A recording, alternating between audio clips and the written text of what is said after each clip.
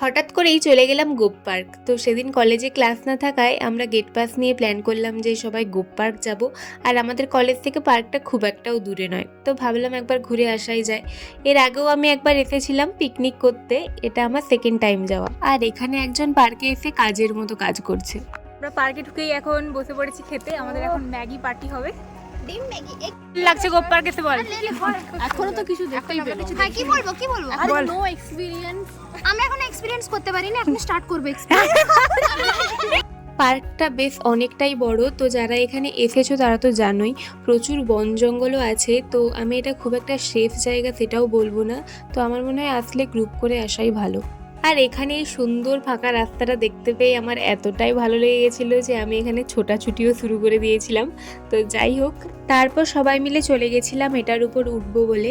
তো এটা ঠিক কী জন্য এখানে বানিয়েছে জানি না, কিন্তু এখান থেকে পুরো পার্কটা বেশ সুন্দর লাগছিল দেখতে। তারপর আমরা কিছুক্ষণ বসে গল্প করলাম, ছবি টবি তুললাম, দেন চলে এসেছিলাম এইগুলো করার জন্য। কলেজ লাইফ শেষ হয়ে গেলে হয়তো এই দিনগুলোই মিস করব। তো যাই হোক, আজকের ভিডিওটা এখানেই এন্ড করছি। ভিডিওটা যদি ভালো লেগে থাকে তো লাইক শেয়ার সাবস্ক্রাইব করে দেবে আমার চ্যানেল। তো দেখা হচ্ছে নতুন কোনো একটা ভিডিও।